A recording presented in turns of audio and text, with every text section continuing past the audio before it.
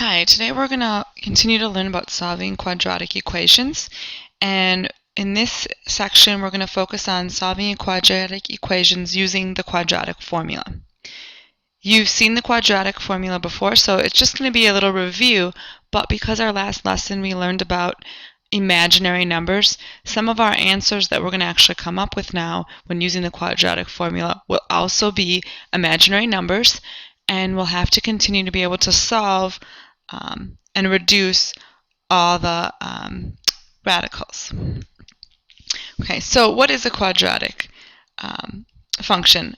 Well, a quadratic function is a function that looks like this, and we've been looking at ones that just have the x term. And again, when you refer to the x term, that just piece, this little section right here, is just called the quadratic term.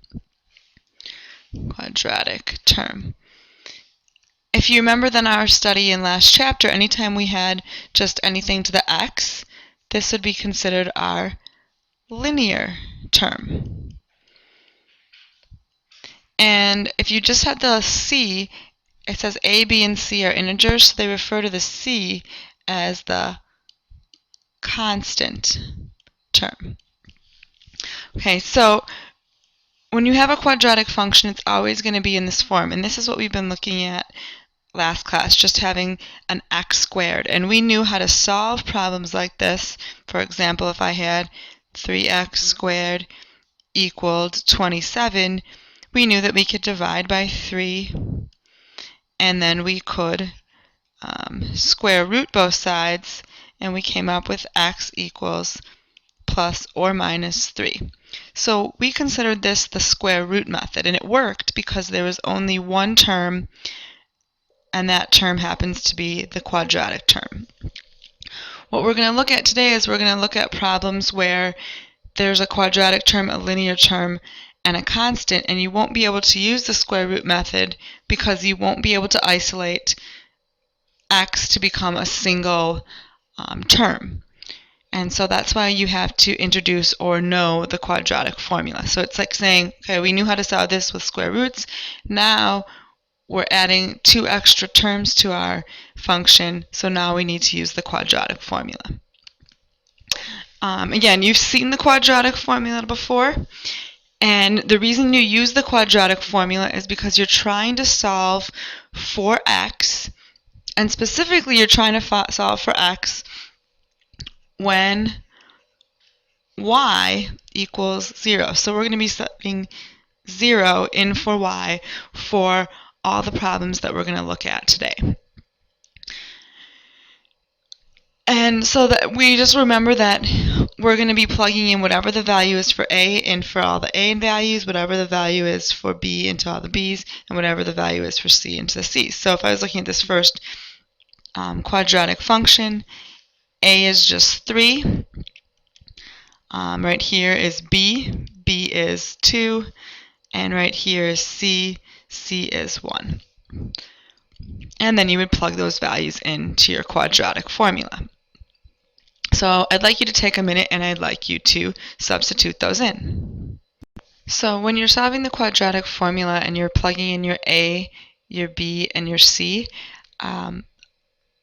I would suggest that you always use parentheses to show what you're substituting in, because then when you square something, you recognize that it's what's in the parentheses, and then that represents all the pieces that you're substituting in. So after you substitute in, I again suggest that you show all of your work this first few times. Don't go to your calculator right away. These numbers are fairly small, and you should be able to do them without your calculator. So take a minute, pause, and fill in or simplify.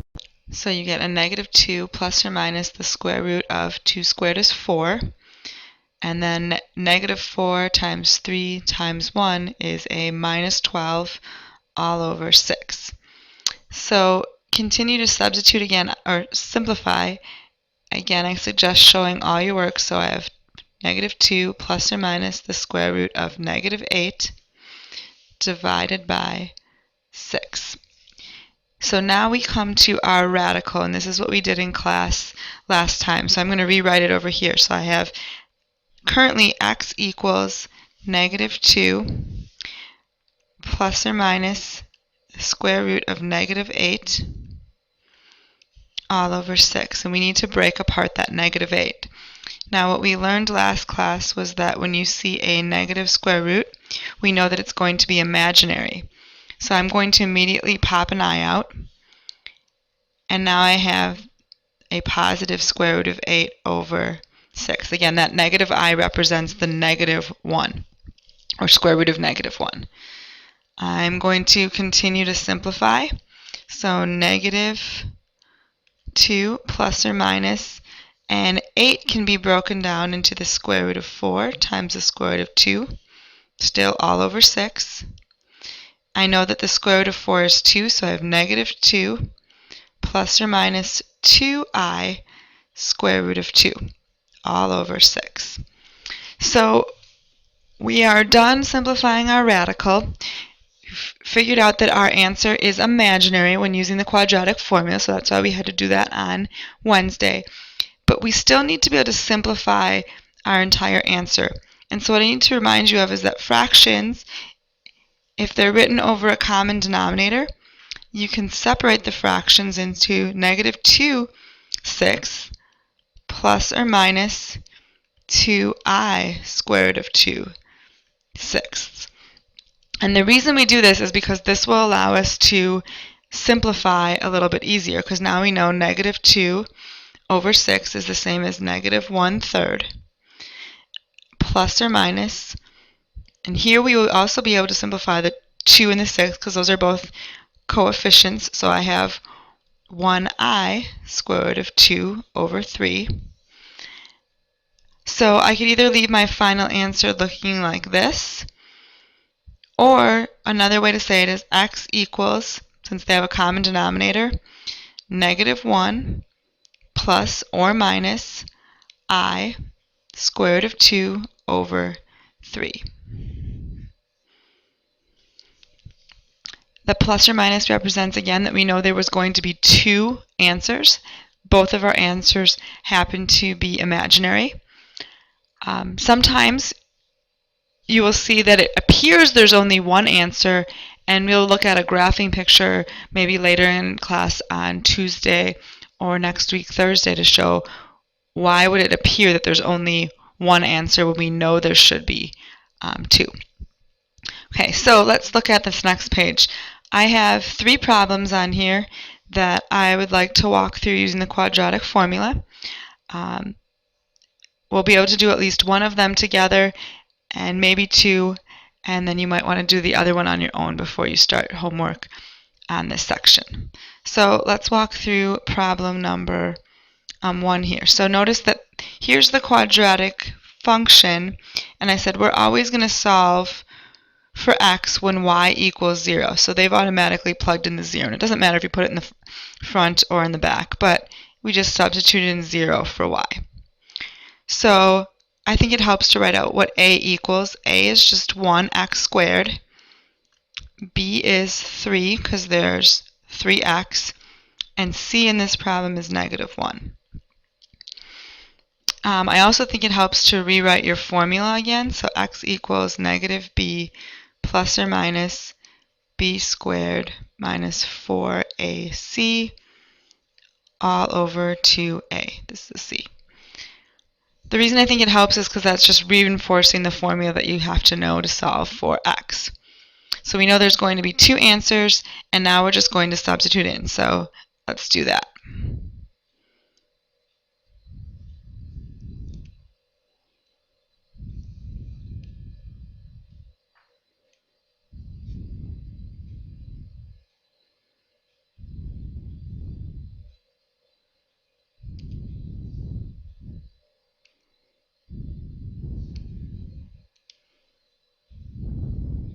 Okay, so again, we're solving a quadratic function. If you read the definition on the front board, a quadratic function, its graph looks like a parabola. So that's why I'm showing you the parabola here. And then we said if you're going to find, or if you're going to solve a quadratic function, plug in the 0, or solve for x when y equals 0. So I just substituted in. And again, the rest of it is going to be just simplify. So x equals now negative 3 plus or minus the square root of 9 minus, well, 4 times 1 is 4, all over 2. So x equals negative 3 plus or minus the square root of 5 over 2. Now in this example, I can't simplify the radical because 5 doesn't break apart into anything. And what I realize is that if I separate this into fractions, it would be negative 3 halves and 1 half, so I can't do any other simplifying. So my two answers for this problem are negative 3 plus the square root of 5 over 2 and negative 3 minus the square root of 5 over 2.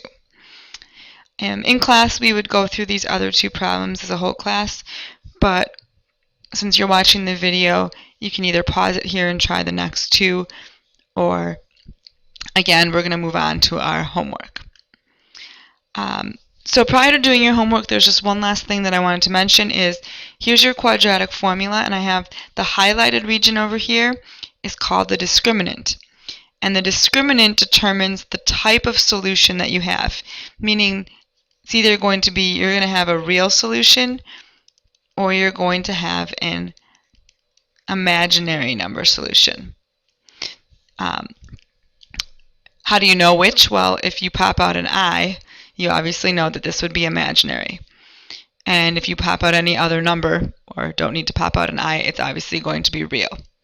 When we refer to the number of solutions, again, what you're going to see the majority of time is that you will have two solutions. But really what we're saying is sometimes when you solve this discriminant, sometimes you could get the square root of 0. And so even though I know there should be two answers, there really is not a positive and a negative 0. So if your discriminant ever equals 0, it's real, but the only time that you would have it would appear that there's only one solution is when that 0 is there, because there's not officially a plus 0 and a minus 0. Okay, so to do your homework, you're going to flip into School Fusion section 5.8. Here are the homework problem numbers. If you have questions, please email me. The first 5 or I think 5 to 6 ask you to find the discriminant and name the number of solutions and the type. And then the next, from 16 to 43, will ask you to solve them. And then 49 is just showing you where do quadratic functions actually show up in real life and who studies them, etc. Thanks for listening.